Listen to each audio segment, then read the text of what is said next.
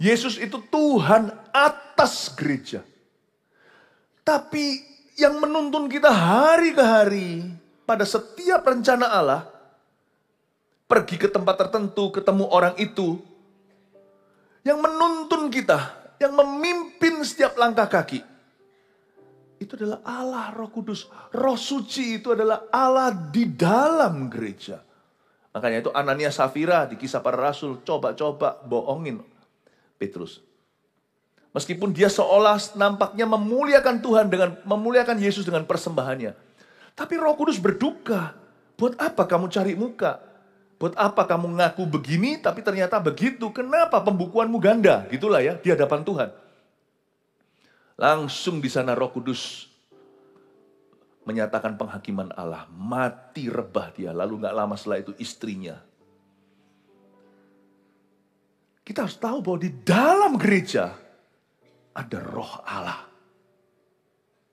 Di dalam dunia sih, di seluruh dunia roh Allah bekerja. Di seluruh dunia seperti Nabi bersabda. Di seluruh dunia ada ilham roh yang heran. Tentang kemuliaan Tuhan seperti air menutup lautan. Tapi terlebih lagi di dalam gereja, Roh Suci diberikan ke dunia untuk menginsafkan dunia akan dosa. Tapi diberikan kepada gereja untuk memimpin kehidupan mereka.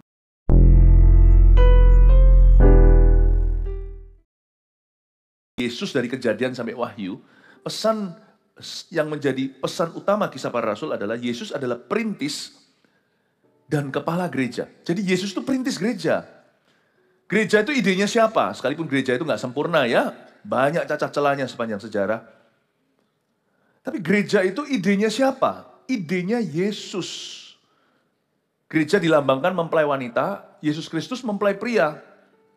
Nanti suatu hari di sorga, katakanlah minggu pertama setelah terjadi pengangkatan gereja, yang disebut dengan pernikahan anak domba. Kita ini sekarang sudah ditunangkan kepada seorang pangeran. The darling of heaven. Yesus ini terangkat ke sorga. Oleh karena itu Yesus juga adalah kepala gereja. Jadi Yesus itu punya wewenang. Dia adalah alfa dan omega atas gereja. Artinya bukan hanya atas dunia tapi atas umatnya. Jesus has the first say and Jesus always has the last say. Yesus selalu keputusannya di depan. Dan kata terakhir yang berwenang adalah Yesus. Adalah Tuhan Yesus. Maksudnya, kalau Yesus berkata tidak dari awal, jangan kau terjang. Kalau itu bukan kehendak Tuhan. Dan kalau Yesus berkata, go, make disciples, pergi, jadikan muridku. Pergilah, jadikanlah. Yesus selalu kata pertama. Dan dia juga kata terakhir. Kita mau coba macam-macam, kalau perlu manipulasi hamba-hamba Tuhan di perjanjian lama kan ada cerita tentang nabi muda, nabi tua. Kalau Tuhan sudah mengendaki begini, ngomong begini sama nabi tua, nabi muda. Kamu nanti kalau sudah menyampaikan firmanku dan nubuatanku, kepada siapa kuutus kamu taat saja pergi. Setelah itu jangan kamu duduk makan-makan ya, jangan menyimpang ke jalan. Ke jalan lain selain yang Tuhan tunjukkan. Mau dia dipancing dengan nabi tua lah, semua hamba-hamba Tuhan setuju lah. Kalau Tuhan berkata tidak, jangan kau coba. Yesus itu yang punya otoritas. Yesus itu kepalanya gereja. Dia itu yang punya gereja. Baik gereja lokal, perlokal, maupun gereja universal seluruh dunia digabung jadi satu. Yesus juga nanti yang akan mencabut lalang di antara gandum. Yesus semua. Yesus itu hakimnya, jadi jangan kita saling menghakimi. Yesus itu kepala gereja. Itu Kisah Para Rasul cerita tentang itu. Meskipun ini biografi Roh Kudus bagaimana pertama-tama ketika beliau dicurahkan atas semua manusia. Tapi kita melihat semuanya itu about Jesus Christ, the Son of God, anak Allah. Yesus sendiri pernah berkata, penghibur itu kalau datang, dia akan mengingatkan kamu akan pengajaranku. Semua yang kukatakan itu akan dia ingatkan. Dia akan menuntunmu dalam segala kebenaran. Dia tidak akan memuliakan dirinya, dia akan memuliakan aku. Dan dia akan bersaksi tentang aku, kata Tuhan Yesus. Tentang Allah Roh Kudus. Dan kamu pun harus bersaksi bersama-sama dengan dia. Karena kamu bersama dengan aku dari awalnya. Siapa menghujat anak manusia, masih ada pengampunan. Tapi siapa menghujat Roh Kudus, dia melakukan dosa kekal. Yesus menceritakan tentang, memberitahukan, memprediksikan, bukan memprediksi, menubuatkan. Akan datangnya era Roh Kudus setelah Yesus terangkat ke sorga. Lalu nanti terjadi Pentakosta. Dan dalam era Roh Kudus itu, Roh Kudus akan berkarya menginsafkan dunia. Nah, kalau orang menentang karya Roh Kudus itu, mana ada pengampunan. Yang membawa orang ke pertobatan itu Roh Tuhan. Nah, kalau itu kita lawan, dengan apa kita bertobat? Pertobatan kita tidak mungkin murni, pasti pura-pura. Yesus itu kepala gereja. Jadi mau ngomong apa kayak, kalau Yesus berkata tidak pada akhirnya, percuma kau coba. Dan Roh Kudus pun dicurahkan untuk menegakkan the lordship atau ketuhanan Yesus Kristus atas gereja Tuhan, atas umat Tuhan. Bahkan sebelum Tuhan menghakimi dunia, penghakiman akan dimulai dari rumah Tuhan. Itulah sebabnya anak-anak Tuhan mesti penuh Roh Kudus. Supaya kita bisa melayani kehendak Allah, supaya kita bisa benar-benar menggenapi rencana Allah. Yesus adalah perintis dan kepala gereja, sedangkan Roh Kudus adalah Tuhan di dalam gereja. Jadi begini, jika Tuhan Yesus adalah kepala gereja, kalau Yesus adalah Tuhan atas gereja, Roh Kudus adalah Allah di dalam gereja. Saya ulang. Kalau Yesus adalah Tuhan atas gereja, wong beliau adalah kepala gereja, Yesus adalah Tuhan yang mengatasi gereja. Semua hamba-hamba Tuhan itu di bawah kakinya. Semua kehendak kita tunduk pada kehendaknya. Bukan apa katamu, bukan apa kata pengkhotbah. Pengkhotbah kalau tidak memberitakan firman dan tidak memberitakan Yesus, jangan kau dengarkan. Yesuslah yang punya. Akulah pokok anggur, kamulah carang-carangnya. Kalau kamu tidak melekat pada aku, kamu tidak berbuah. Kamu tidak bisa berbuat apa-apa di luar aku. Bapakulah pengusahanya. Yesus itu Tuhan atas gereja. Tapi yang menuntun kita hari ke hari, pada setiap rencana Allah, pergi ke tempat tertentu, ketemu orang itu, yang menuntun kita, yang memimpin setiap langkah kaki, itu adalah Allah Roh Kudus. Roh Suci itu adalah Allah di dalam gereja. Makanya itu Ananias Safira di Kisah Para Rasul coba-coba bohongin Petrus. Meskipun dia seolah nampaknya memuliakan Tuhan dengan memuliakan Yesus dengan persembahannya. Tapi Roh Kudus berduka. Buat apa kamu cari muka? Buat apa kamu ngaku begini tapi ternyata begitu? Kenapa pembukuanmu ganda? Gitulah ya di hadapan Tuhan. Langsung di sana Roh Kudus menyatakan penghakiman Allah. Mati rebah dia. Lalu gak lama setelah itu istrinya. Kita harus tahu bahwa di dalam gereja ada Roh Allah. Di dalam dunia sih, di seluruh dunia Roh Allah bekerja. Di seluruh dunia seperti Nabi bersabda. Di seluruh dunia ada ilham roh yang heran tentang kemuliaan Tuhan seperti air menutup lautan. Tapi terlebih lagi di dalam gereja, Roh Suci diberikan ke dunia untuk menginsafkan dunia akan dosa. Tapi diberikan pada gereja untuk memimpin kehidupan mereka. Makanya itu Kisah Para Rasul pasal 1 ayat 8-9 menjadi ayat emas kita di Kisah Para Rasul hari ini. Tetapi kamu akan menerima kuasa kalau Roh Kudus turun ke atas kamu. Dan kamu akan menjadi saksiku di Yerusalem dan di seluruh Yudea dan Samaria dan sampai ke ujung bumi. Sesudah ia mengatakan demikian, sesudah Yesus bilang begini, terangkatlah ia, yaitu Yesus Kristus, disaksikan oleh mereka. Dan awan menutupnya dari pandangan mereka. Hari itu Yesus terangkat di depan mata 500 muridnya. Di Bukit Zaitun itu. Ketika Yesus terangkat itu seperti sebuah tindakan profetik. Kenaikan Tuhan Yesus ke sorga itu menyatakan bahwa dia mulai hari ini mengatasi segala sesuatu. Juru selamat kita, Mesias itu telah melintasi segala langit. Dia sudah menang. Dia bisa menolong kita. Dan waktu dia terangkat ke atas, nantinya, Paulus berkata begini dalam suratnya. Dia membawa tawanan, lalu dia memberi kado-kado hadiah-hadiah pada orang. Disitulah jawatan-jawatan pelayanan, ada rasul, nabi, dan seterusnya. Yesus terangkat ke sorga, leadership-nya masih terasa di sini. Nanti Tuhan akan angkat hamba-hamba Tuhan yang diurapi oleh Roh Kudus untuk terus menuntun kita. Tapi mereka hanyalah bayang-bayang. Yesuslah sesungguhnya yang kita cari. Yesuslah sesungguhnya gembala agung kita dan pemimpin yang sempurna. Tapi Yesus tidak membiarkan kita yatim piatu. Tuhan curahkan rohnya atas kita. Dan aktivitas Roh Kudus terasa di dalam gereja. Dia akan menuntun orang-orang yang berserah. Waktu Tuhan Yesus terangkat disaksikan oleh mereka. Hari itu Yesus sorga mencetuskan. bahwa Yesus menjadi kepala di atas segala-galanya. Tetapi ada aktivitas Roh Kudus yang tidak kelihatan di dalam gereja. Makanya itu ada ayatnya di ayat 8 tadi bunyinya. Tapi kamu akan menerima kuasa. Kuasa Roh Kudus akan nyata di antara kita. Kalau Roh Kudus turun ke atas kamu, coba garis bawahi kata kalau Roh Kudus. Biasakan dirimu dengan kata-kata ini. Gereja Perjanjian Baru tidak boleh asing dengan kalimat ini. Kalau Roh Kudus. Biarkan hidup kita dipenuhi oleh Roh Kudus.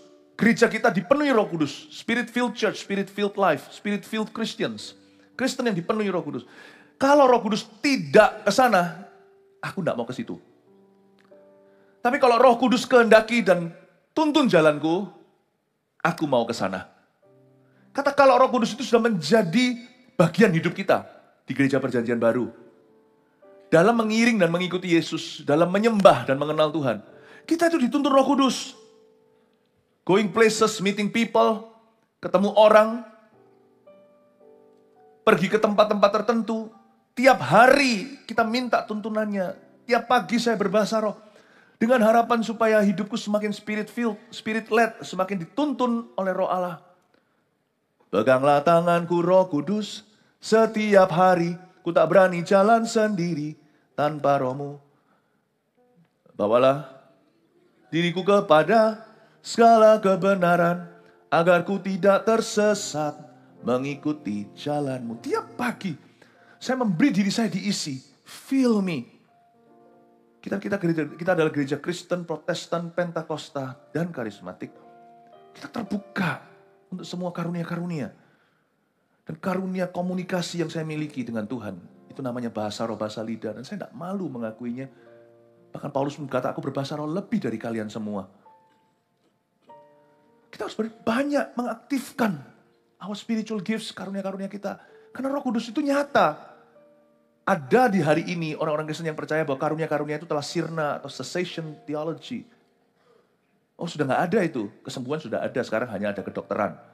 Bahasa roh nggak ada, sekarang yang ada hanyalah khotbah atau ceramah. I believe, aku percaya kuasa Roh Kudus masih berlaku hari ini. Aktifkan karunia yang kau miliki, kalau belum punya boleh minta. Karena Bapa memberi Roh Kudus pada barang siapa memintanya. Apalagi karunia komunikasi seperti doa. Apalagi karunia untuk bersaksi seperti baptisan Roh Kudus memberi kita keberanian ilahi. Memberi kita urapan baru. Kalau Roh Kudus turun ke atas kamu, kamu akan memperoleh kuasa. Aku tahu semua kita menyembah Yesus. Gereja A, gereja B, semuanya kepalanya ya Yesus. Tapi how open are you? Seterbuka apa gereja itu di dalamnya terhadap Roh Allah? Orang Kristen semuanya ya pasti ditanya siapa Tuhannya ya Yesus. Tapi how open are you? Seterbuka apa dirimu terhadap Roh Kudus dalam hidupmu? Yesus itu kepala atas gereja. Yesus itu Tuhan atas gereja. Tapi Roh Kudus itu Allah di dalam gereja. Tuntun aku Tuhan. Tiap pagi saya berkata tuntun aku ketemu siapa. Meskipun aku punya rencana, perencanaan, punya appointment dan janjian. Tapi tuntun aku baik secara kesengajaan maupun ketidaksengajaan. Going places, pergi ke tempat-tempat tertentu sekalipun semua mungkin hari ini sudah kita atur tiketnya, nanti ke kota mana, atau di dalam kota nanti ketemu siapa, ketemunya di mana, jam berapa. Aku tahu, tapi tuntun aku baik itu sengaja atau tidak disengaja. Peganglah tanganku Roh Kudus, sehingga ketemu orang yang sengaja, terjadilah rencana Allah. Bukan kehendakmu, tapi kehendakmu yang jadi. Setiap hari, ku tak berani jalan sendiri tanpa Roh-Mu. Bawalah diriku kepada segala kebenaran, agar ku tidak tersesat mengikuti jalan-Mu. Dan Tuhan tuh bisa tuntun kita jauh loh. Coba Anda baca lagi ya. Dan kamu akan menjadi saksiku di mana garis bawahi di Yerusalem, di seluruh Yudea dan Samaria, dan sampai ke ujung bumi. Roh Kudus itu bahkan membawa rasul-rasul itu sampai ke luar negeri, bukan untuk jalan-jalan, tapi karena rencana Tuhan. Loh, saya tahu, semua kita Injilnya sama. Tapi tuntunan Roh Allah tidak sama antara kita. Ada orang yang berserah, ada orang yang menentang Tuhan. Ada orang yang benar-benar peka terhadap Roh Kudus. Ada pula yang kalau Tuhan tuntun itu selalu negosiasi dulu. Nggak mungkin, nggak mau. Suruh orang lain aja Tuhan, jangan aku. How open are you to the Holy Spirit? Tuhan ingin menunjukkan Anda kemenangan. Tapi itu nggak bisa tanpa tuntunan Tuhan. Roh Kudus ingin memimpinmu. Makanya itu mari kita sebagai gereja menjadi gereja yang spirit-led dalam bahasa Inggrisnya. Kita menjadi gereja yang dipimpin Roh Kudus. Dan kita juga menjadi orang Kristen yang dipimpin Roh Kudus. Tiap pagi saya mencetuskan siapa pemimpin saya. Every morning saya berlutut. Dan saya berkata, you are my leader. I follow you lead. Aku mengikuti kepemimpinanmu. Meskipun saya punya rencana. Perencanaan saya sudah setahun sebelumnya. Tapi terlalu banyak perkara-perkara Tuhan itu terjadi yang tidak kurencanakan. Kalau Anda menuruti tuntunan Tuhan, Tuhan akan menuntun Anda ke Yerusalem. Seluruh Yudea, Samaria, sampai ke ujung bumi. Kenapa hari ini kita ada di Jayapura? Karena ada tuntunan Tuhan kita ke sana. Kenapa sampai ke Papua? Kemarin kita KKR di sana. Kalau memang itu adalah kehendak kita, kan tidak mungkin ada kuasa. Karena Allah menuntun kita, kita melihat kebangunan rohani yang besar. Oh, peganglah tanganku Roh Kudus dalam bisnisku. Tuntun aku Tuhan pada rencanamu. Aku butuh Engkau. Kisah para rasul cerita tentang bagaimana Roh Kudus menuntun individu. Bukan hanya rasul-rasul yang terkenal, tapi juga murid-murid yang tidak dikenal. Tuhan tuntun mereka, Tuhan tuntun Paulus. Tuhan pimpin gerejanya. Itu cerita tentang bagaimana Roh Kudus memimpin anak-anaknya. Oh, Kisah Para Rasul itu adalah kitab yang penuh dengan aksi. Action-packed book. Kalau baca itu selalu hatiku terbakar. Sekarang kitab Roma. Lebih tepatnya surat Roma. Penulis Roma adalah Rasul Paulus di Korintus. Yang nulis adalah beliau. Kapan? Saat persiapan ke Yerusalem. Jadi Paulus itu sedang di kota Korintus dan dia mau pergi ke Yerusalem. Sebelum dia hengkang, sebelum dia cabut, dia menuliskan surat Roma, dikirimkan ke sana. Pergi ke Italia nih suratnya. Tapi hari ini di tangan kita dalam Alkitab. Pesan yang didapat adalah Yesus membenarkan orang berdosa karena iman. Penuh sekali dengan tema ini di surat Roma. Kitab Roma bicara tentang pembenaran kita bukan karena perbuatan kita.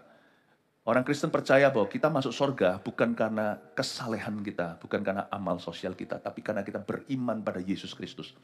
Dan iman itu bukan kosongan ya. Kalau kita beriman pada Tuhan, berarti benar-benar kita menganggap Yesus adalah Tuhan. Dan pasti dia akan merombak total hidup kita. Nggak mungkin kalau hidup kita nggak berubah, kalau Yesus masuk ke dalamnya. Nggak ada orang di sini minum racun, mulutnya nggak berbusa. Yesus itu obat keras. Iman itu obat keras. Kalau Anda masuk, ya Yesus masuk dalam hatimu, dia nggak bisa berhenti di situ. Dia akan merombak hidupmu. Bahkan bukan hanya renovasi, dia akan ubah semua strukturnya. Yang pertama-tama dia ganti adalah kursi tahta. Kau tidak lagi duduk di sana. Tapi Yesus di situ. Dan Paulus menjelaskan panjang lebar bagaimana kita dibenarkan karena iman. Tetapi ada satu pewahyuan yang dahsyat di kitab Roma. Saya mau 1-2 ayat ini mewakili, yaitu Roma 5 ayat 1-2. Sebab itu kita yang dibenarkan karena iman, kita hidup dalam damai sejahtera dengan Allah oleh karena Tuhan kita, Yesus Kristus.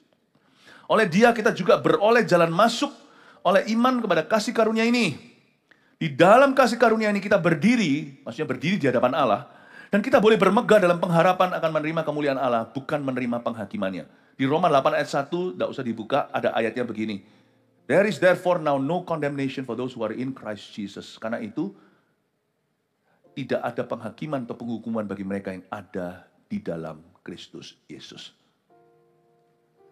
Kita hanya bisa menerima kemuliaan Allah, dan hari ini kita dibentuk oleh Roh Kudus. Kita bermegah dan berdiri di hadapan Tuhan. Kita tidak ketakutan lagi sebab kita dianggap anak. Dan kita dianggap anak bukan karena kesolehan kita, bukan karena amal sosial kita. Kita tidak bisa masuk surga dan menjadi anak-anak Allah karena perbuatan kita. Tetapi karena perbuatan Kristus di kayu salibnya, makanya itu ayat 1 ini menjadi kunci. Sebab itu kita yang dibenarkan karena iman. Coba perhatikan, kita hidup dalam, garis bawahi kata berikutnya, damai sejahtera dengan Allah, oleh karena Tuhan kita Yesus Kristus. Ini yang terjadi bagi setiap orang yang menerima Yesus. Kitab Roma ini penting sekali dalam kehidupan iman kita. Dia memantapkan tempat kita berdiri di hadapan Tuhan. Orang kalau tidak baca kitab Roma pasti akan gampang goyah. Nanti setiap altar call dia maju, terima Tuhan lagi. Karena setiap minggu dia merasa belum diselamatkan lagi. Tapi kitab Roma itu memberi kita right standing, atau memberi kita tempat berdiri yang sah di hadapan Allah. Karena iman kita kepada Yesus Kristus. Kita perlu membuat seorang Kristen jadi punya fondasi iman. Nggak gampang goyang. Nanti salah dikit rasa, aduh aku masuk neraka. Loh saya ngerti, kita harus takut akan Tuhan. Saya katakan tadi, nggak mungkin orang terima Yesus itu hidupnya nggak dirombak. Jangan kau harapkan kalau terima Tuhan itu hidupmu hanya direnovasi ya. Dibongkar bangkirkan. I assure you, saya garansi. Kalau orang Kristen seorang yang terima Tuhan lalu hidupnya nggak dibongkar bangkirkan, itu mungkin imannya KW-an. Kalau yang asli pasti quality. Kalau kita terima Yesusnya itu sungguh-sungguh sejati, tulus hati, nggak bisa mungkin kau berdiri, nggak mungkin kau berjalan di tempat. Tapi izinkan saya menekankan bahwa tidak ada seorang pun masuk surga karena dia sempurna. Tapi karena Yesus yang sempurna, makanya itu ayat tadi yang kita baca, ayat pertama, kita yang dibenarkan karena iman itu, kita bisa hidup dalam damai sejahtera dengan Allah. Kita bisa berdamai dengan Allah itu gara-gara, atau oleh karena Tuhan kita Yesus Kristus. Waktu kita terima Yesus, you know what happened? Tahukah apa yang terjadi? Sejak hari kita terima Yesus sungguh-sungguh, Bapa di sorga tidak lagi melihat Anda, melihat kita. Tapi melihat Yesus di dalam kita. Misalnya, kalau ada seorang punya anak tunggal, lalu anaknya itu berkorban untuk temannya. Gara-gara temannya itu, dia cangkok ginjal atau apa, lalu dia mati, anaknya sendiri mati. Nggak mungkinlah anaknya kan sudah meninggal. Nggak mungkin temannya anaknya itu nggak diadopsi sama papa mamanya. Minimal kalau setiap kali lihat orang muda itu, papa yang telah mengorbankan anaknya akan ingat anaknya. Tiap kali lihat itu bukan trauma. Tiap kali lihat itu dia akan merasa, gara-gara kamu anakku mati, bukan marah. Karena Bapak rela, karena begitu besar kasih Allah pada dunia, dia menyerahkan. Bapak tidak terpaksa, Bapak yang mengutus Yesus untuk menggantikanmu. Setiap kali Bapak lihat Anda yang terima Yesus, Bapak lihat Kristus. Lihat anak Allah di dalam dirimu. Untuk orang ini loh, Yesus mati. Kalau Anda tidak menyangkal Yesus, Bapak akan mengusahakan sampai Anda sempurna. Tapi gara-gara Yesus sudah mati untukmu, sudah langsung diterima sama Bapak. Kalau Anda percaya pada Tuhan. Bapak tidak lagi lihat Anda sebagai Anda. Bapak lihat Yesus di dalam dirimu. Yesus yang sama itu loh Tuhan, Bapak tidak mau menoleh kepadanya di kayu salib sampai Yesus teriak, Eloi, Eloi, lama sabachthani. Mengapa engkau meninggalkan aku? Mengapa engkau memalingkan wajahmu? Sejak sebelum ciptaan terjadi dari kekal sampai kekal, Allah Bapa, Allah Putra, Allah Roh Kudus in perfect union. Dalam kesatuan yang sempurna, tapi seolah-olah pada saat di kayu salib itu, mereka terpisah. Allah Bapa dan Allah Putra, gara-gara kita. Dosa sudah dipuaskan di tubuh Yesus. Kalau kita percaya pada Yesus, ini yang tidak diajarkan oleh agama-agama semata-mata. Ini jalan keselamatan. Kalau kita percaya pada Yesus Kristus Tuhan, Bapak tidak lihat kita lagi. Bapak lihat Kristus. Itu kitab Roma.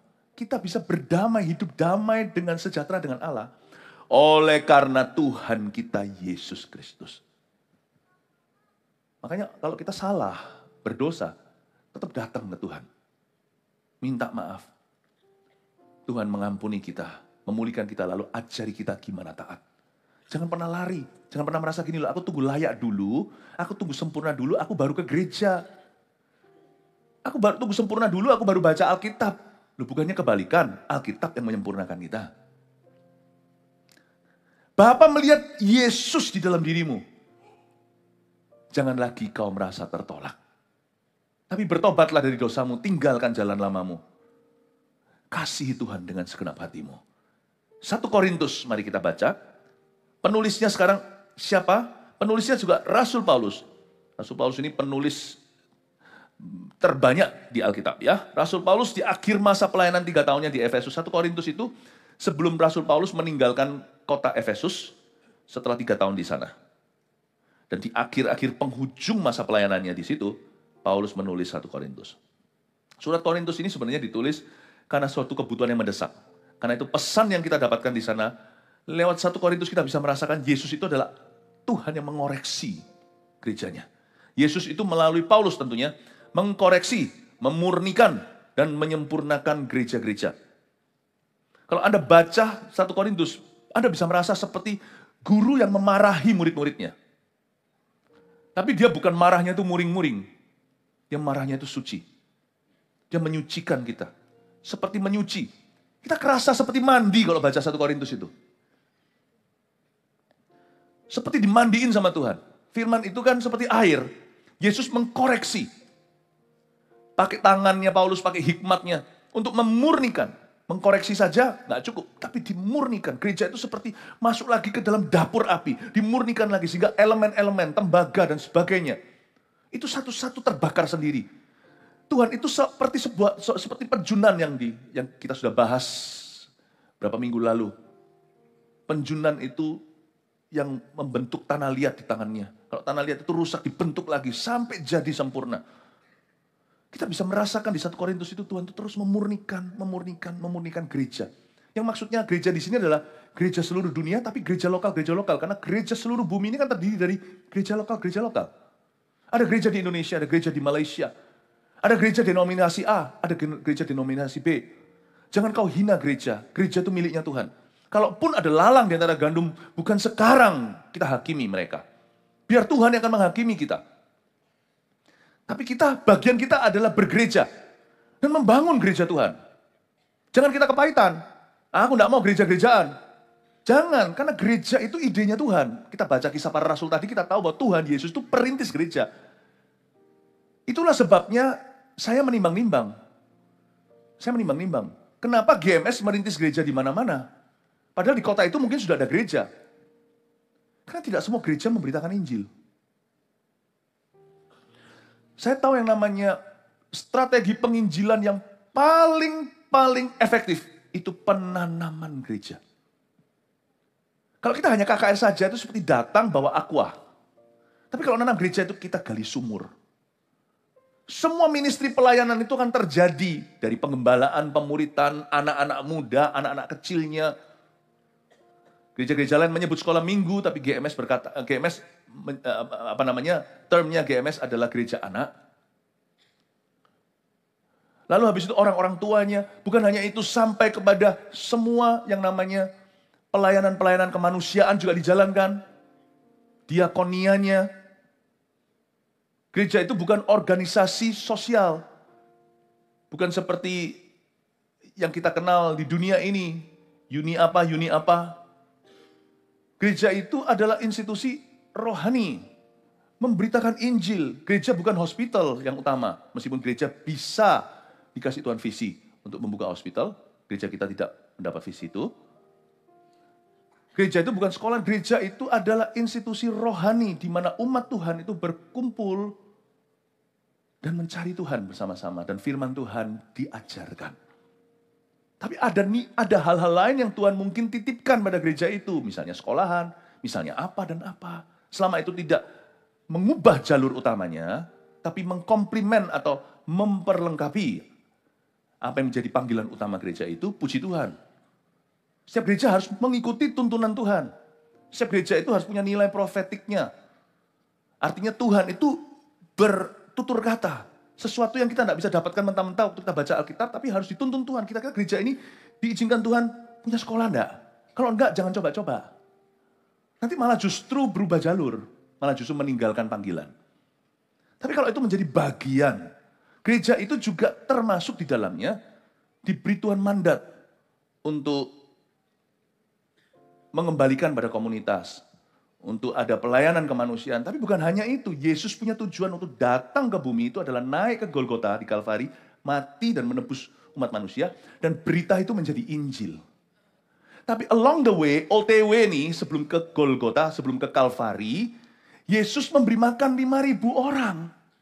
Laki-laki loh, itu belum yang wanita dan anak-anak. Asumsinya ada sekitar 20.000 orang di bukit itu. Yesus memecah-mecahkan roti. Gereja bukan tempat kita itu memberi roti. Tapi bagian ada aktivitas yang Tuhan berikan pada gereja itu. Selain memberitakan Injil, Tuhan juga mau kita memecah-mecahkan roti. OTW ke Golgota atau Kalvari, kita juga harus memperhatikan kebutuhan fisik. Apa yang kita bisa bantu, kita bantu. Apa yang kita bisa beri, kita beri. Tapi gereja bukan tempat untuk yang utama, bukan tempat untuk bagi pakaian.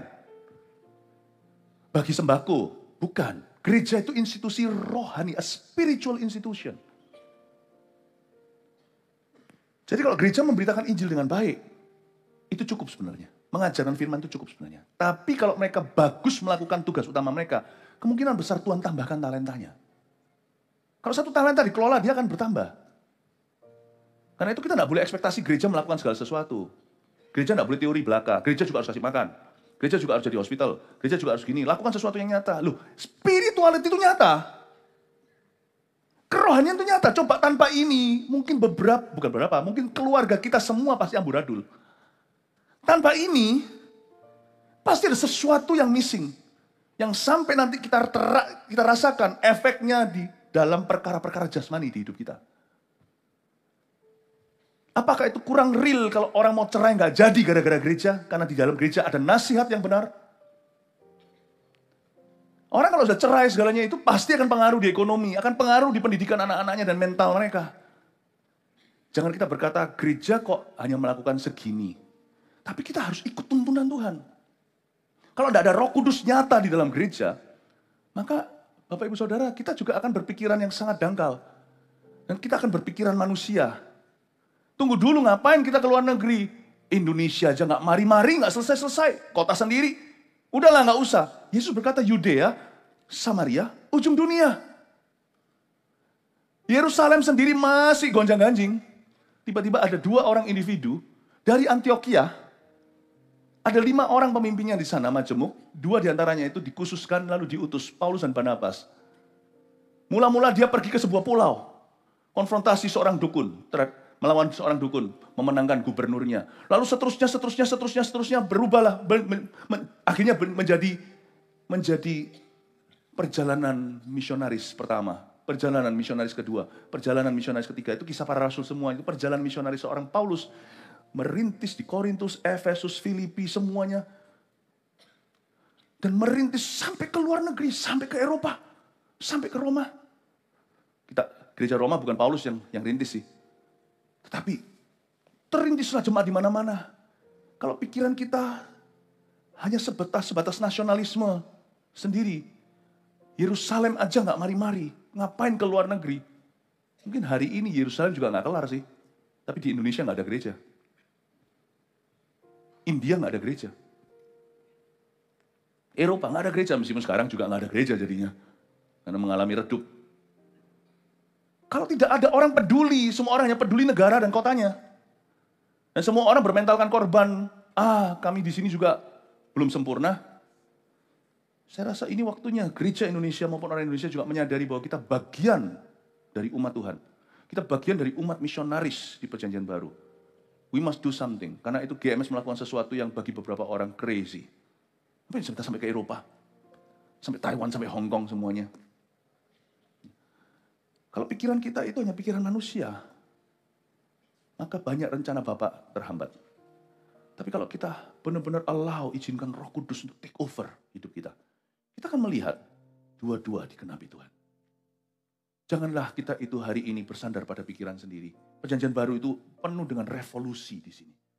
Dan kita belajar sesuatu di 1 Korintus, Tuhan mengoreksi, memurnikan, menyempurnakan gereja-gereja. Kita baca beberapa ayat, 1 Korintus pasal 1 ayat 2. Dan ayat 8 dan 9, saya baca bersama ya, langsung nyambung. Kepada jemaat Allah di Korintus, yaitu mereka yang dikuduskan dalam Kristus Yesus. Dan yang dipanggil menjadi orang-orang kudus, berhenti di situ. Garis bawah yang dipanggil menjadi orang-orang kudus.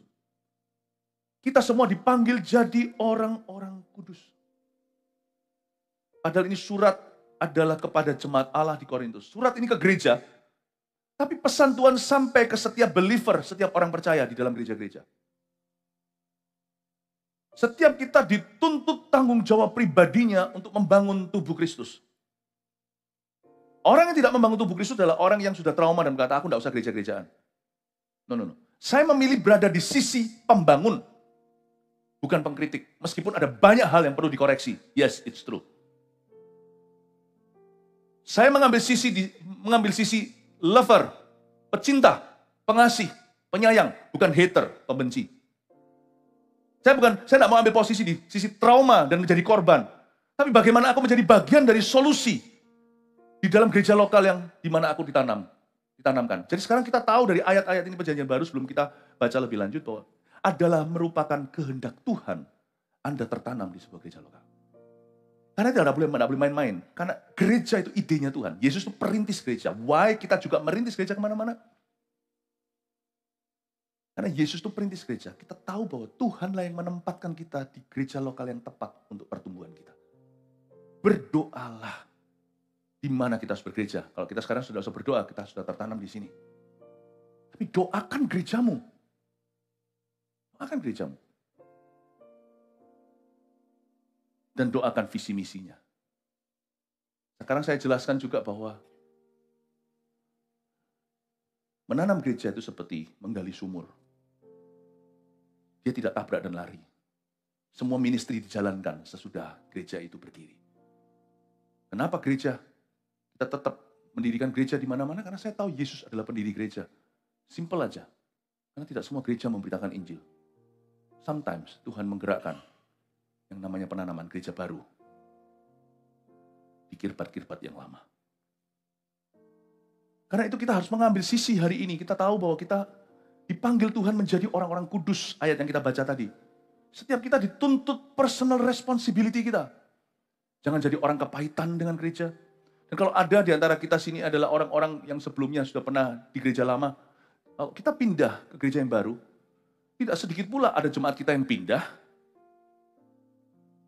baik itu keluar kota, keluar negeri sebelum ada GMS di sana, juga ada segelintir yang pindah ke gereja lain. It's okay sih. Asal kita tidak punya mentalitas kutu loncat. Kalau tertanam itu sungguh-sungguh berdoa di mana Tuhan tanamkan. Kita semuanya itu punya tanggung jawab pribadi sama Tuhan. Dipanggil menjadi orang-orang kudus. Dengan semua orang di segala tempat yang berseru kepada nama Tuhan kita Yesus Kristus, yaitu Tuhan mereka dan Tuhan kita. Ia juga akan meneguhkan kamu sampai kepada kesudahannya, sehingga kamu tak bercacat pada hari Tuhan kita, Yesus Kristus, Allah yang memanggil kamu kepada persekutuan dengan anaknya, Yesus Kristus Tuhan kita, garis bawahi, adalah setia. Di kalimat-kalimat terakhir di ayat 8 dan 9 itu, ada beberapa kata-kata yang saya garis bawah. Salah satunya adalah tak bercacat pada hari Tuhan. Lalu habis itu Tuhan kita adalah setia. Tahukah Tuhan itu menyempurnakan gereja, bahkan mengkoreksi gereja-gereja, dan menyempurnakan, memurnikan, tapi Tuhan itu juga memanggil individu-individu seperti kita untuk mengambil bagian sebagai solusi, bukan menjadi bagian dari masalah. Ada orang-orang Kristen di gereja-gereja manapun, mau pindah 1001 gereja pun dia biang masalah. Kemanapun dia pergi, dia selalu cipta masalah. Dan selalu salahkan orang lain, padahal dia tidak menyadari bahwa sebenarnya masalahnya ada di dalam dirinya sendiri. Mau pindah ke status gereja juga sami mawon, Bapak Ibu, sama saja, tidak akan ada berubah. Ingatlah bahwa Tuhan bukan hanya memanggil dan menyempurnakan gereja, Tuhan juga menyempurnakan kita, setiap individu orang Kristen. Pastikan bahwa kita punya komitmen membangun tubuh Kristus. Karena Tuhan belum selesai dengan gereja. Tuhan itu punya satu goal atas gereja dan atas orang-orang Kristen di dalamnya.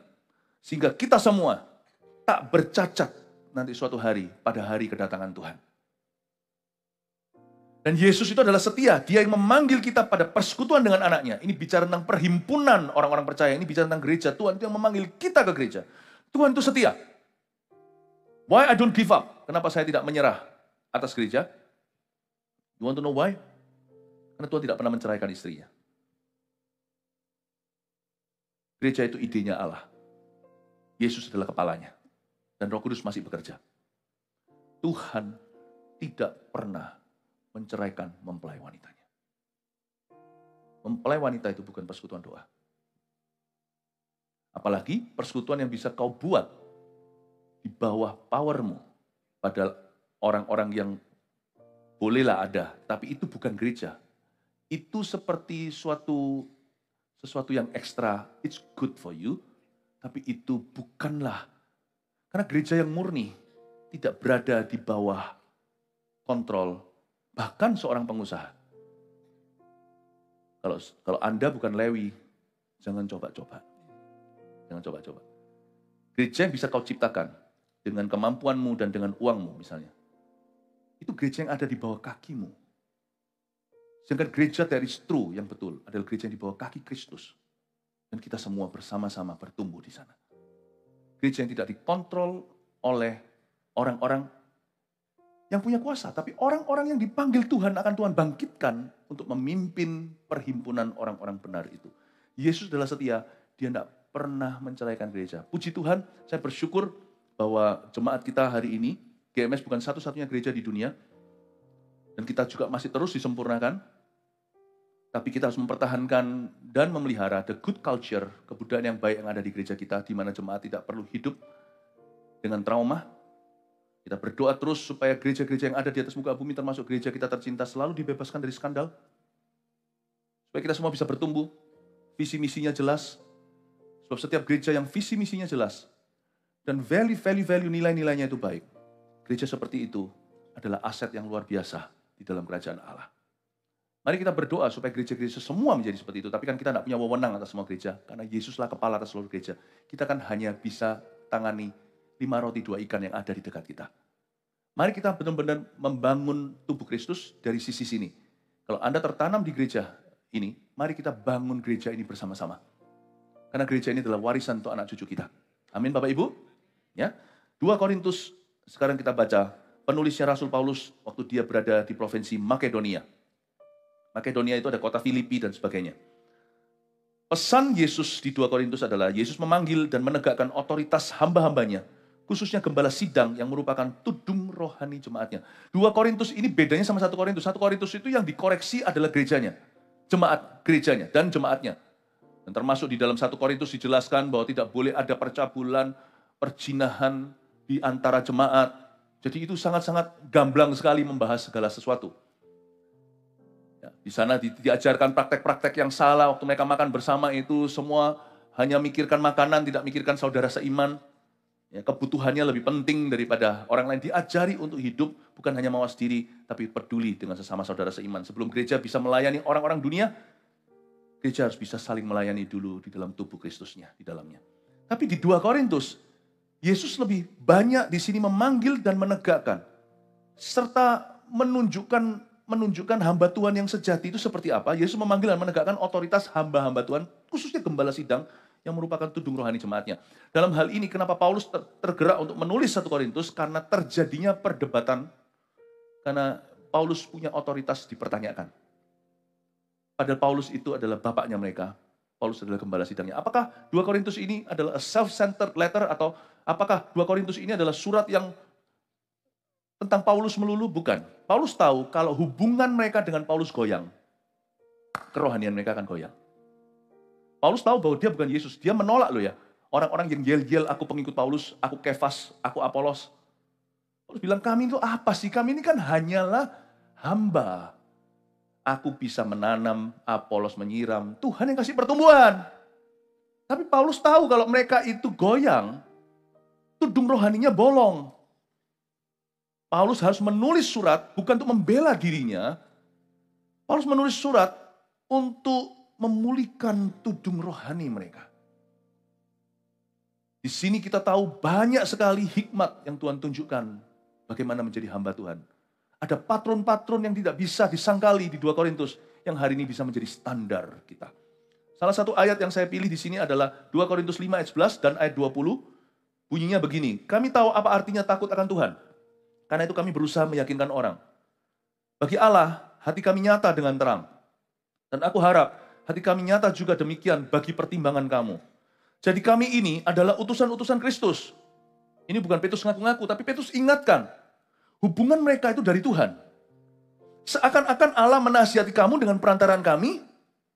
Dalam nama Kristus kami meminta kepadamu. Berilah dirimu didamaikan dengan Allah. Saya ingin bedah. Di ayat yang 11, Paulus berkata, kami tahu apa artinya takut akan Tuhan. Karena itu kami berusaha meyakinkan orang. Paulus berkata, kami itu hidup takut akan Tuhan. Dan itu sudah jelas nampak di tengah-tengahmu. Sebelum kami yakinkan orang yakin dulu dengan kami. Paulus ini dipermasalahkan leadership-nya sama Korintus, bukan karena ada skandal. Tapi karena orang Korintus itu suka sensasi. Suka sensasi. Dan mereka tuh selalu cari pembicara. Ini menurut saya adalah penyakit Korintus. Mereka tidak tumbuh dengan baik di bawah penggembalaan yang tetap, tapi mereka itu cari what's new, apa yang baru. Malah justru Jemaat Korintus tidak menjadi terlalu besar gimana, Efesus yang luar biasa. Tapi Korintus ini, orang-orang yang memang tidak bisa menetapkan hatinya. Karena itu kami berusaha meyakinkan orang, bagi Allah hati kami nyata dengan terang. Seorang hamba Tuhan, otoritasnya di dalam terang. Seorang hamba Tuhan harus belajar berterus terang. Bukan hanya pengajaran, tetapi juga pengharapannya, visinya. Bagaimana dia memanage gereja. Itu harus terang. Standarnya. Harus bisa menjawab pertanyaan mengapa. Bagi Allah hati kami nyata dengan terang. Kami itu hidup dalam terang. Tapi nggak hanya bagi Allah. Aku harap hati kami juga nyata bagi pertimbangan kamu. Paulus itu tidak membodohi publik. Dia itu tidak mengerdilkan iman jemaatnya. Wis pokoknya lu percaya gua. Paulus itu selalu memberi benefit of the doubt. Dalam bahasa Inggrisnya. Dia selalu memberikan kesempatan untuk orang lain. Kalau bisa, silakan meragukan saya. Dia memberi diri untuk diuji. Tapi Paulus itu punya bukti hidupnya. Hanya Paulus tidak berkeluarga. Kalau ada keluarga, dia harus bisa tunjukkan keluarganya. Hamba Tuhan itu otoritasnya terletak pada terang. Hamba Tuhan itu harus hidup dalam integritas. Khususnya gembala sidang yang merupakan tudung rohani jemaatnya. Tidak gampang jadi gembala. Karena gembala dituntut sempurna. Oleh karena itu gembala memang harus mengejar kesempurnaan. Dia berkata, supaya kami juga nyata bagi pertimbangan kamu. Kamu bisa mikir sendiri. Dan Paulus nanti juga sempat berkata, kamu punya beribu-ribu guru. Tapi kamu tidak punya bapak banyak. Aku telah menjadi bapamu dalam Injil. Masa kalian lupa kira-kira gitu bahasa sehari-hari? Dari sejak hari pertama siapa memberimu makan? Paulus tidak menegakkan dirinya ya.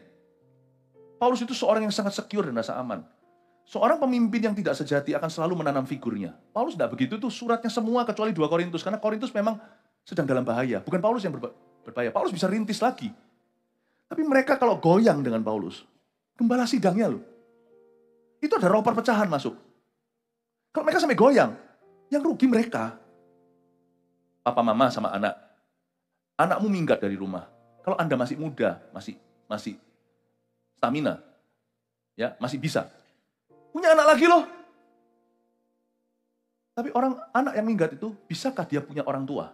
Kandung lagi? Tidak bisa. Rasul itu tidak bisa rugi. Tetapi umat rasuli, kalau menyangkali bapaknya dan gembalanya, dia yang merugi.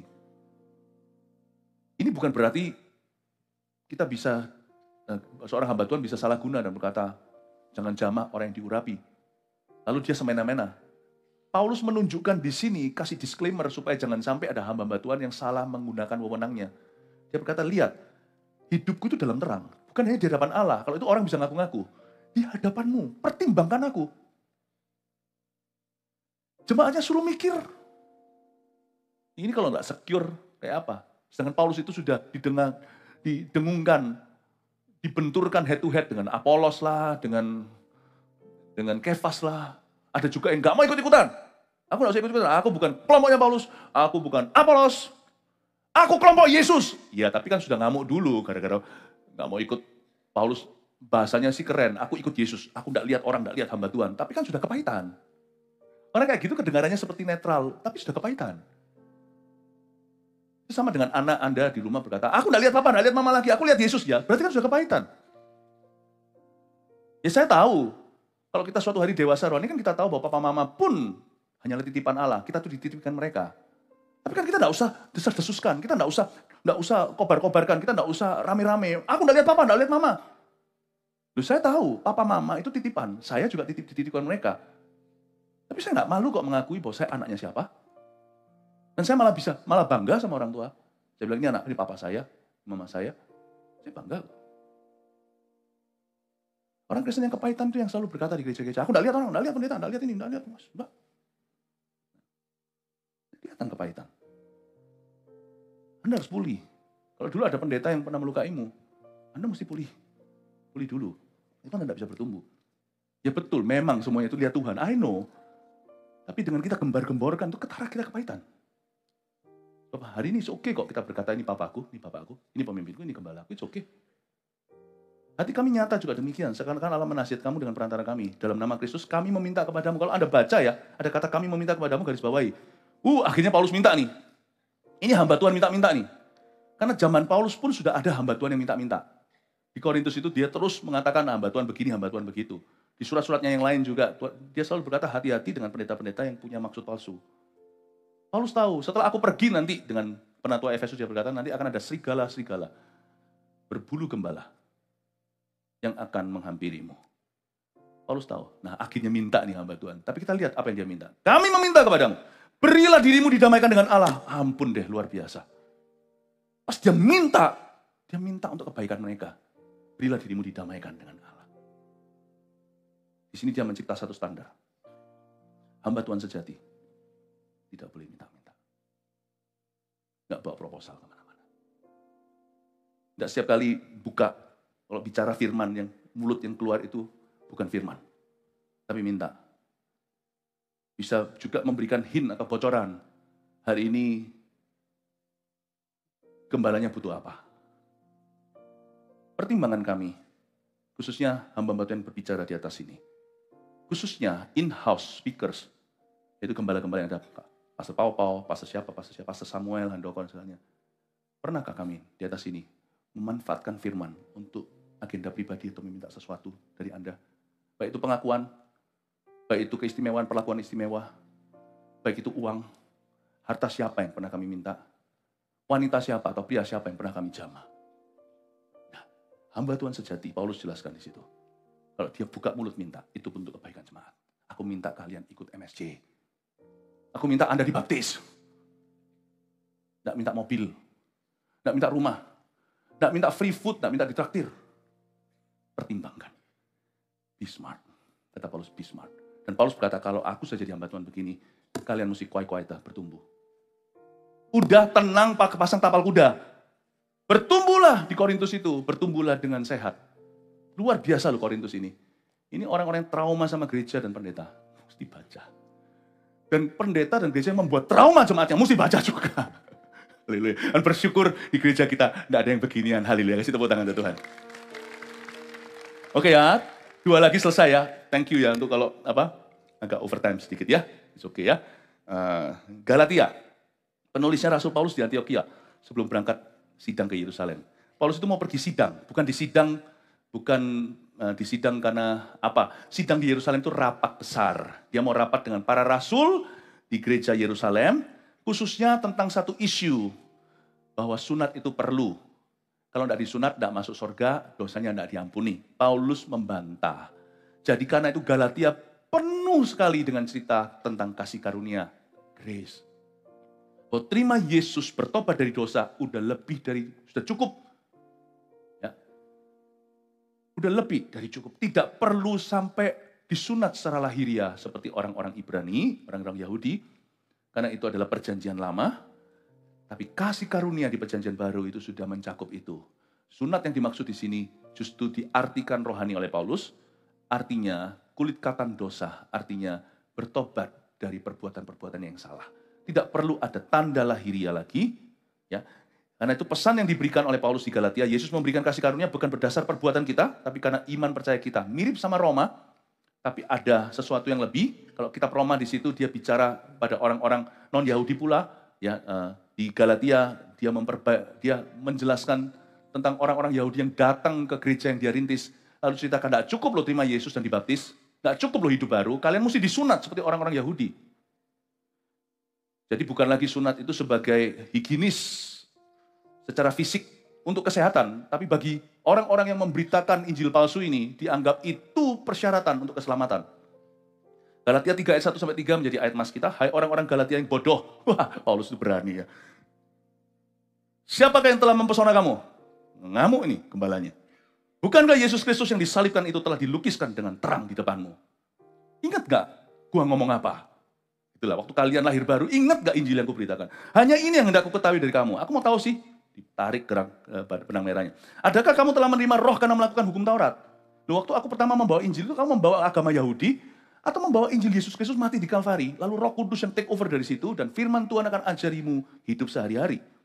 Aku mau tahu, kamu itu terima roh karena melakukan hukum Taurat, atau karena percaya? Waktu itu kan, orang Galatia saya asumsi di sini terima Pentakosta, karena menerima roh. Itu karena percaya kepada pemberitaan Injil, atau setelah kalian mengikuti semua ritual-ritual agama?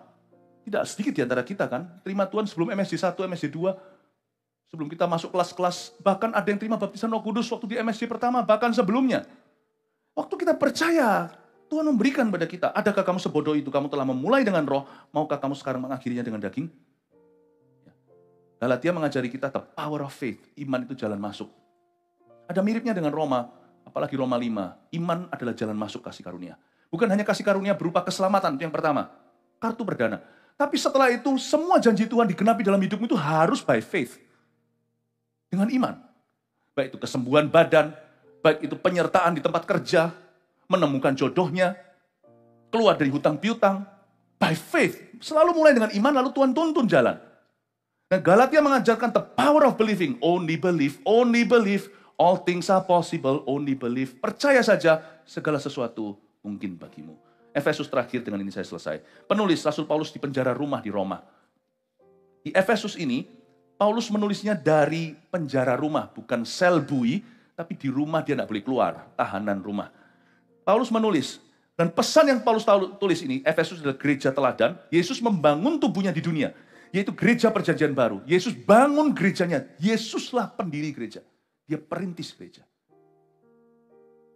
Saya cuma punya satu konsep begini, kalau Tuhan tidak sertai kita ya, kita tidak bisa jalan sejauh ini loh, bangun gereja.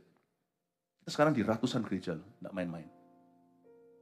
Saya cuma simpel aja. Kalau Tuhan tidak beserta aku tak mau berjalan sendiri. Aku tidak mau pergi. Tapi kalau Tuhan sertai, yang mustahil pun terjadi. Nggak bisa saya bayangkan 5 tahun lalu. We could even plant a church. Kita bisa menanam satu gereja. Tapi saya cuma punya satu keyakinan. Kalau ini Tuhan yang mau. Saya pastikan ini bukan ambisi manusia, tapi visi Allah. Kalau ini Tuhan yang mau, jadi. Orang bisa ngaku-ngaku punya visi-visi begini. Kalau Tuhan tidak suruh, dia jalan, tidak akan ada penyertaan. Ngos-ngosan bisa telungkup dia, bisa tersungkur, kalah. Saya cuma tahu satu hal, Yesus itu membangun tubuhnya di dunia, yaitu gereja perjanjian baru. Yang saya pelajari waktu saya dulu sekolah teologi, itu rundingan di tahun keempat dengan semua senior-senior dan profesor. Akhirnya kami semua sepakat bahwa penanaman gereja adalah strategi penginjilan yang paling efektif. Karena kita tidak tabrak lari, hit and run. Kenapa di kota-kota tertentu, sudah ada gereja pun tetap ada. Kadang-kadang Tuhan tetap bisa gerakkan untuk menanam gereja baru. Dan tidak semua gereja memberitakan Injil. Itulah sebabnya Yesus membangun tubuhnya di dunia, itu gereja perjanjian baru. Lalu memberinya hikmat dan pertumbuhan ilahi. Cepat, Efesus 4 ayat 11 dan 12 dan ayat 16 bunyinya. Dan ialah Yesus yang memberikan baik rasul-rasul, garis bawah rasul-rasul, maupun nabi-nabi. Baik pemberita-pemberita Injil maupun gembala-gembala. Dan pengajar-pengajar. Untuk memperlengkapi orang-orang kudus bagi pekerjaan pelayanan. Tuhan itu akan bangkitkan hamba-hamba Tuhan, tapi tujuannya bukan one man show. Kerajaan Allah bukan demokrasi. Teokrasi artinya Allah yang memimpin, bukan suara rame-rame. Tuhan itu punya selected individuals atau orang-orang pilihan, tapi orang-orang pilihan ini bukan kaum elit. Dia hamba-hamba Tuhan. Mereka dipilih dengan tujuan ujungnya adalah untuk memperlengkapi Anda dan saya. Untuk memperlengkapi orang-orang kudus bagi pekerjaan-pekerjaan pelayanan. Kelihatan kalau memang Tuhan urapi sungguhan, ujungnya akan terjadi church movement, believers movement, orang-orang percaya yang bergerak. Tapi kalau satu orang itu lain-lainnya perdil dan timpang jauh, yang rohani satu, sisanya semuanya kekanak-kanaan, dan tidak pernah dipakai Tuhan, yang bisa nyembuhkan cuma satu itu, yang lainnya nggak bisa berdoa, yang bisa dengar suara Tuhan ya cuma dia, yang lainnya nggak bisa mempertimbangkan suara Allah.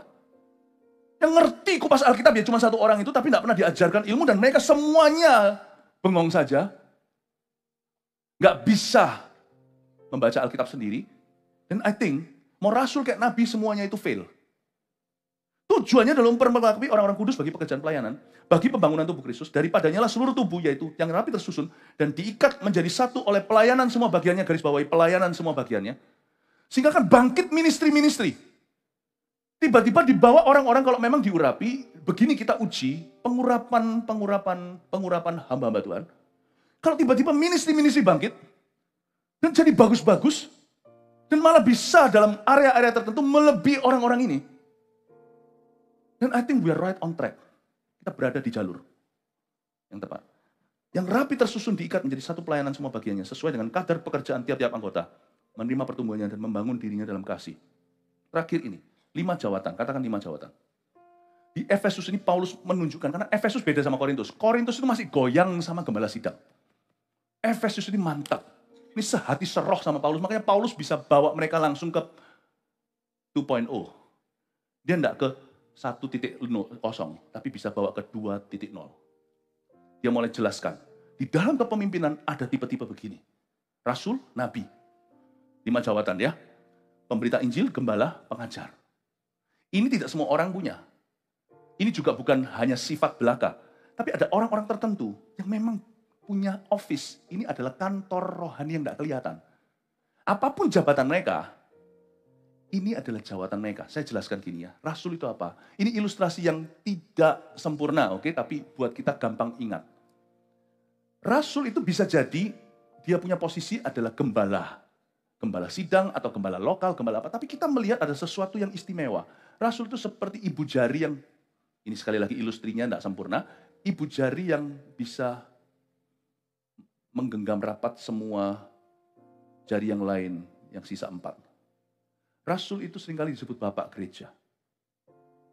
Dan biasanya kelihatan dari pengalaman rohaninya yang melebihi rekan-rekan sejawatannya. Paulus itu melihat Yesus.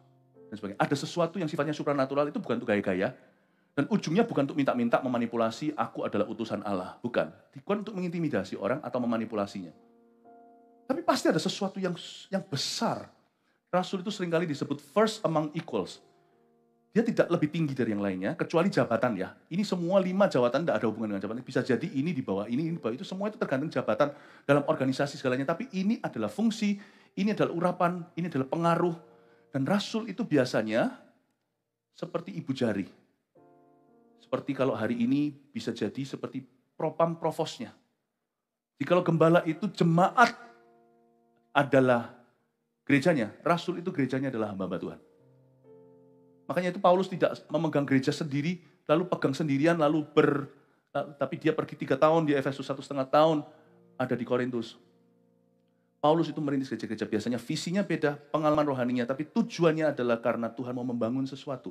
Biasanya disebut sebagai bapak gereja, dan juga disertai dengan mujizat heran. Meskipun yang disertai dengan mujizat juga Filipus, penginjil-penginjil seperti itu, tetapi mujizat-mujizat tanda heran akan menyertai Rasul. Rasul bukan mengaku-ngaku orang punya visi besar, punya pengalaman supranatural, bukan. Tapi kelihatan dari apa yang Allah bangun sama dia. Nanti suatu hari kelak saya akan ajarkan, salah satu minggu-minggu ke depan, nanti tahun ini kalau Tuhan kehendaki, saya akan kasih contoh jenderal-jenderal iman, nanti Anda akan mengerti. Tapi leave it at that, Rasul itu biasanya adalah pemimpin utama. Tapi dia tidak berarti lebih tinggi, hanya fungsinya, visinya lebih besar. Nabi-nabi itu seperti jari pertama yang menunjuk. Nabi itu bukan orang yang bernubuat, hati-hati orang bernubuat pasti nabi. Nabi itu jawatan. Dia bernubuat atau tidak bernubuat. Gereja merasa ini orang yang punya office tertentu untuk mengiring gereja Tuhan ke arah dan memberikan peneguhan-peneguhan. Dan biasanya salah satu set karunia-karunia yang dia miliki, diantaranya tentunya yang kuat adalah nubuat. Ya, tidak semua orang yang ngetik itu sekretaris, tapi sekretaris pasti bisa ngetik. Nabi pasti dikasih set kasih karunia. Dan nabi-nabi bukan dipakai untuk, ayo kita cari nubuatan apa, kira-kira dolar naik atau turun. Itu nubuatan murahan. Nabi itu biasanya mengiring gereja-gereja Tuhan, hamba-hamba Tuhan dan umat Tuhan dari skala besar. Memimpin supaya ke arah yang benar. Tuhan akan utus orang-orang seperti ini, bisa dari gereja sendiri, bisa dari gereja lain. Kita terbuka ketika Tuhan mau bersuara pada gereja kita dan menuntunnya. Dalam hidup saya, menuntun Anda, saya juga seringkali diteguhkan oleh para nabi. Secara internasional Tuhan berbicara, bukan sesuatu yang saya cari. And God speaks through prophets in our church. Baik pemberita Injil, katakan pemberita Injil bukan saksi. Menjadi saksi Yesus semua orang harus bisa. Menjadi pemberita Injil, Bapak Ibu, itu orang-orang yang punya jala besar. Biasanya seorang penginjil, yang diartikan pendeta yang tidak pegang jemaat, yang keliling-keliling gereja. Bukan, ya bolehlah sebut itu supaya gampang diingat, gampang membedakan mana yang gembala sidang, mana yang bukan. Tapi arti sesungguhnya pemberita Injil adalah orang yang punya jala besar. T.L. Osborne, Billy Graham, yang internasional yang kita tahu, Reinhard Bonke, Kalau ditanya sungguhan, mereka berkata, aku hanya saksi Kristus, mereka merendahkan hati. Tapi sebenarnya kita bisa minder. Nah, kalau saksi Kristus kamu sekali tebar 100.000. Dan di mana mereka mulai beraksi, gereja-gereja tiba-tiba fervor atau semangat menginjilnya itu jadi luar biasa. Dan biasanya khotbah-khotbah mereka tidak terlalu dalam, tetapi biasa atau dangkal. Bukan dangkal, tetapi lebih kepada yang utama membawa seluruh gereja untuk mengerti amanat agung itu penting. Tapi mereka punya sesuatu yang kita tidak miliki. Kalau saksi Yesus, kita bisa menangkan satu persatu. Mereka sekali tebar 1 juta. Pemberita-pemberita Injil ini adalah karunia yang luar biasa. Kadang-kadang Rasul bisa dipakai begitu di awal mula, tetapi sampai akhirnya Filipus akan dibangkitkan di dalam pelayanannya. Rasul itu sebenarnya lebih kepada pembapaannya. Tetapi pemberita Injil nanti akan membawa jemaat paling jauh. Ya, seperti jari tengah kita paling panjang. Lalu setelah itu ada yang namanya gembala, itu seperti jari cincin kawin kita. Gembala-gembala ini adalah orang-orang yang dipanggil Tuhan dengan sifat yang luar biasa pengembalaan. Di Surabaya sini ya, di rooftop, mumpung orang yang tidak ada di sini lagi khotbah di MCC. Salah satu yang saya recognize yang punya karunia gembala banget, itu adalah Pastor Yohanes. Sangat gembala sekali. Jadi orang-orang bisa merasakan ada sesuatu kehadirannya, fungsinya, dan benar-benar bisa merangkul jemaat.